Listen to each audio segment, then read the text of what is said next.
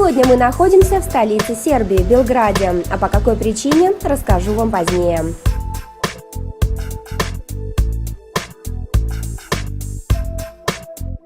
Белград – это крупнейший город страны с населением более 1 миллиона жителей. Фактически, граница Балканского полуострова и Центральной Европы проходит именно в Белграде. Крупный экономический, промышленный и культурный центр Сербии, город располагается у впадения реки Савы в Дунай. В бурном прошлом Белград пережил множество войн. Около 40 раз он отстраивался заново. Древние стены города повидали кельтов, римлян, готов, франков, славян и турок. Город активно развивается, превращаясь в одно из самых привлекательных для инвесторов мест в Европе.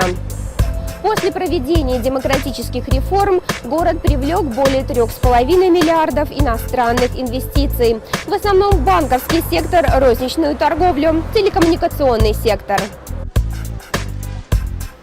Сегодня здесь находятся международные компании. И лучшим подтверждением бизнес-потенциала была награда «Город будущего» в Южной Европе, присужденная в 2006 году FDI Magazine. Сербия славится своими спортсменами. Все любители спорта знают, что лучшие ракетки большого тенниса можно найти именно здесь. Итак, причина, по которой мы с вами сегодня в Белграде, это встреча с новым лицом международного брокера ИнстаФорекс, 9-й ракеткой мира, теннисистом Янко Типсаревичем.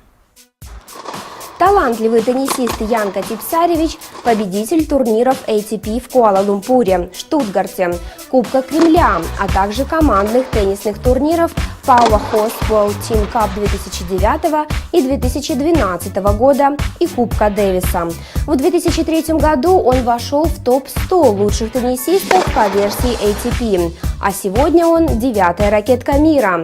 Звезда мужского тенниса имеет в своем активе победы над великими теннисистами разных лет, от Джоковича до Сафина, от Родика до Надаля, от Кафельникова до Федерера.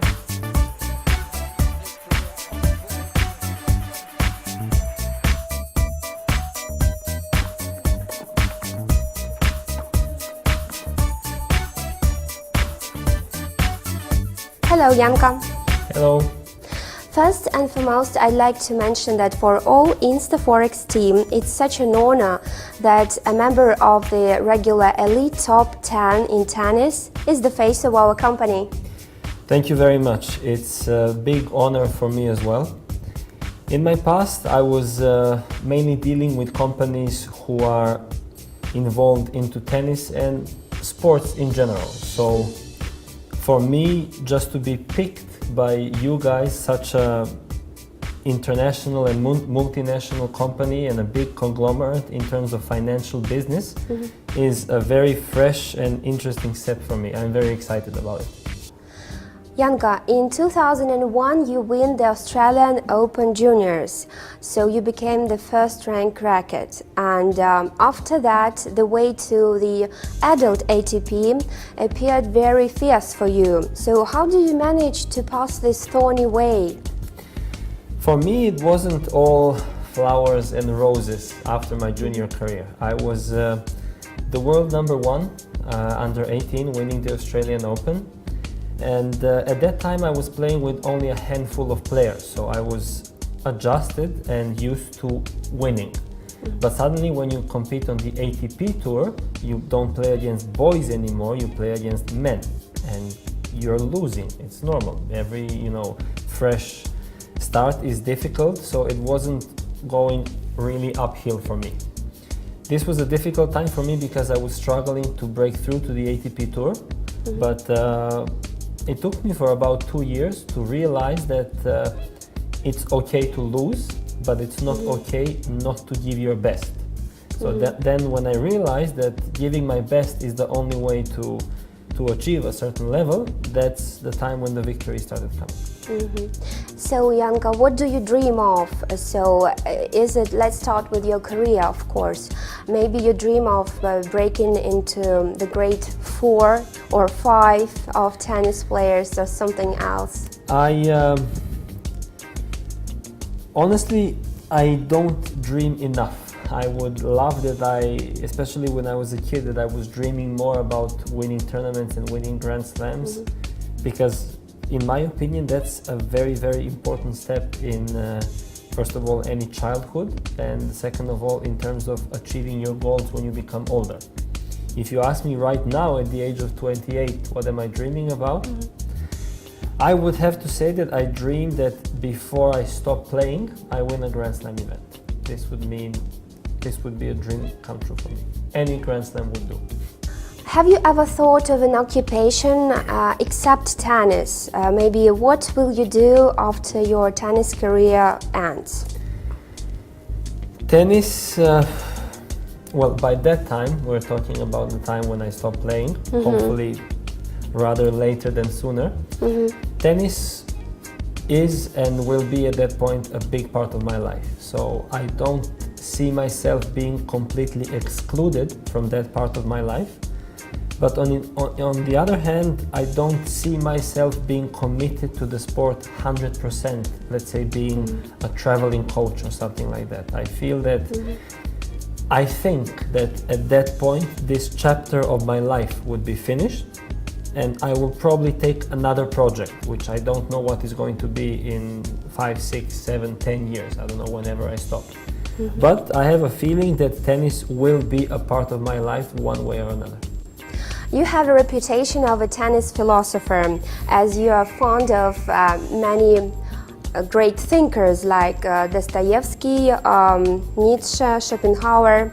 So could you please tell me the phrase that most characterizes your current state of mind, maybe your motto? If we talk about one phrase that I really, really like, and I think it's been following me at least most of my tennis career, and I don't mean to sound arrogant or anything, and I will explain why. I even have a tattoo of that on my back. It's a book that Arthur Schopenhauer wrote, and it's called About a Genius, where he explains that a genius can be, I'm not saying everybody, but almost everybody. He's saying that you need to have an idea, what do you want to do, and then unwillingly, because in his opinion the will controls the human spirit and the human well-being, if you put this idea over your will for a certain period of time without being aware that you're doing so, you're becoming a genius for a very short amount of time. So, and definitely it has to do a whole lot with the love towards this sport. So very often we have this idea and these dreams of becoming something bigger, something greater than we currently are, and not thinking about it, we put this idea over our will, what do we want to do. And I have a feeling that I think that this is a magical phrase, and it's been helping me ever since. It often happens that a tennis match results unpredictably, so either it is a victory, so either a loss, which was unpredicted. So how do you manage to cope with this, with your emotions? The beauty of this sport, and I guess one of the main reasons why tennis is so popular worldwide, is that it's really unpredictable. You generally don't know until the very last moment who is going to win the match. Of course, it happens when one guy is way better, you can see where the course of the match is going to finish. But when top players are playing, generally you don't know what is going to happen until the very last moment of the match. And I guess this is the beauty of the sport. I try to look Why at does this happen? I try to look at it as this phrase that the ball is round. So what goes around comes around. The problem is that we mainly remember in our minds the losses, the matches which were really, really hurting us. But then when you sit and you think about it, you will find, we're talking about a single season right now, Yes. you will find a lot of matches where you were supposed to lose, but you ended up winning. And you kind of stop thinking about that because you think it's normal. But the ones you had a chance to win and you lost, this is what really, really makes you suffer. In general, as I said, I'm thinking about it that the ball is round and what goes around eventually comes around. What would you recommend to the young tennis players who are just starting their careers? Maybe something that you did not know and you would love to know before?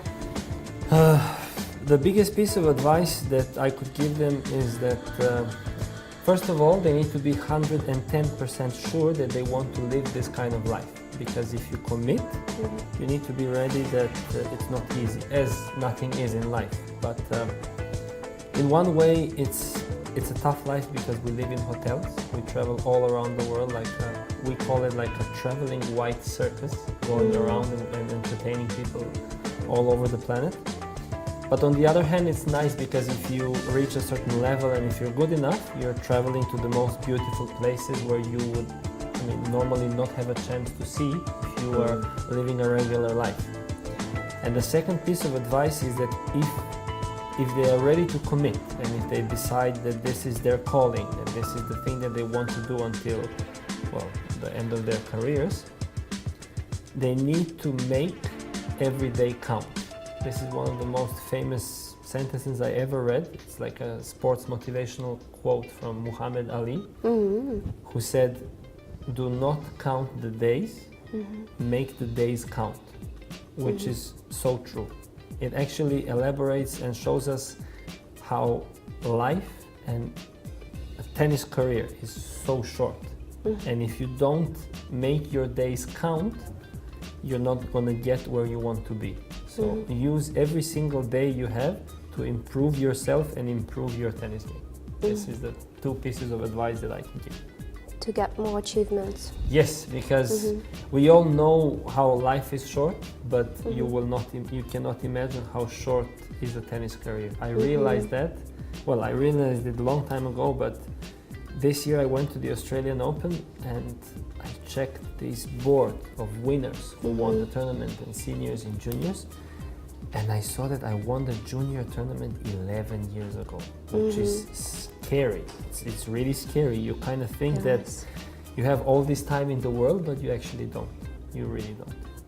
Янко, thank you very much for your time. We wish you to become #1 ranked tennis player in your country and in the world, which is actually the same. Thank you very much, Olga. I just want to say how grateful I am for that you guys, actually InstaForexx, chose me to represent them all over the world. I am very much aware that InstaForexx is the leading broker agency in Asia and aiming to become the #1 in the world. And all I can do is promise you that I will do my best, as you are, I'm sure, to become the #1 tennis player in the world. Thank you. Thank you.